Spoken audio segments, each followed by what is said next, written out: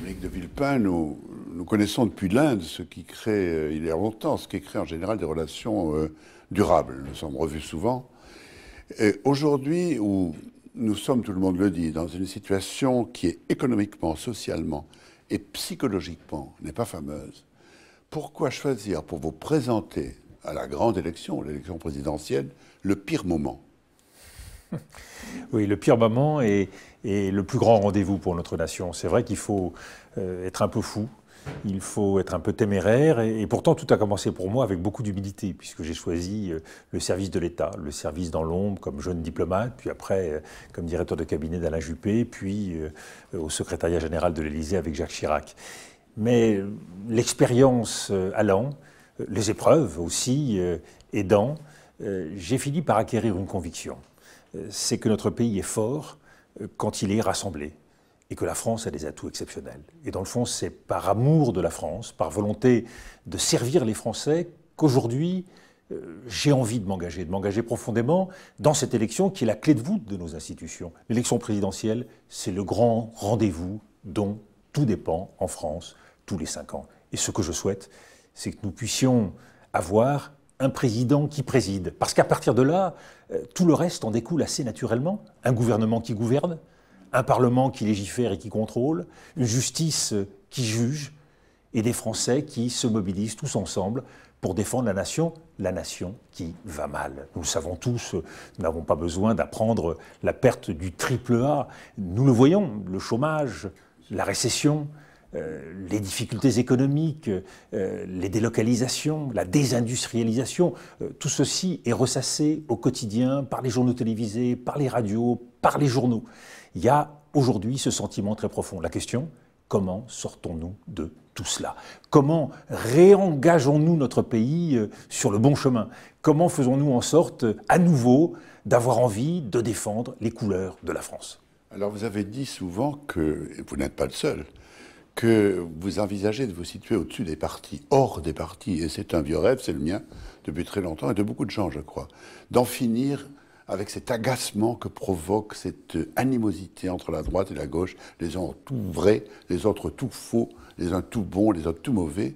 Est-ce que vous pensez que c'est encore possible aujourd'hui de vous élever au-dessus de cette différence, de cette distinction presque fatale? Je pense que si c'est possible, c'est aujourd'hui. Vous l'avez dit, nous sommes confrontés à un défi sans précédent. Une véritable bataille économique, financière, des difficultés sociales très profondes qui ont pour conséquence la souffrance des Français. Si, face à cette difficulté, nous ne sommes pas capables de nous extirper de nos divisions, de sortir de ces vieux clivages, droite, gauche, centre, où personne ne se retrouve plus, où dans le fond, disons-le franchement, nous avons été tous déçus. L'homme de droite déçu par l'action de la droite, l'homme de gauche déçu par l'action de la gauche, l'homme du centre qui ne sait pas bien s'il doit pencher vers la gauche ou vers la droite. Nous avons envie de sortir de cet esprit de querelle qui marque notre pays. Comment le faire?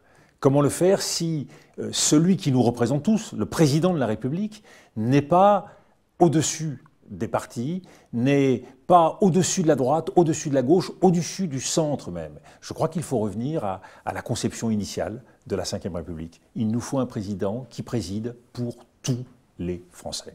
Alors, rêvons un peu.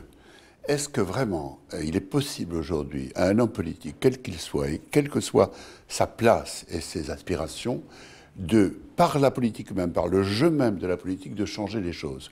Ou est-ce que la réalité n'est pas plus forte au fond que tous nos rêves et que toutes nos tentatives? C'est vrai qu'on peut avoir depuis 10, 20 ans, 30 ans le sentiment de l'impuissance politique. Que la politique, dans le fond, quelles que soient ses tentatives, échoue, qu'elle n'est pas à la hauteur des enjeux, qu'elle déçoit forcément toujours. Je ne crois pas qu'il y ait de fatalité. Mais je crois que la politique, trop souvent, elle a oublié le citoyen, les Français. Elle s'est coupée, un fossé s'est établi entre le pouvoir et la politique. Pourquoi? Parce que le pouvoir sollicite les Français lors des élections. Et puis, passé les élections, on oublie leurs préoccupations, on oublie leurs difficultés, on oublie même de les solliciter. Le référendum était un moyen de les ramener dans le jeu national. Eh bien, ce référendum, il est même lui-même tombé en désuétude.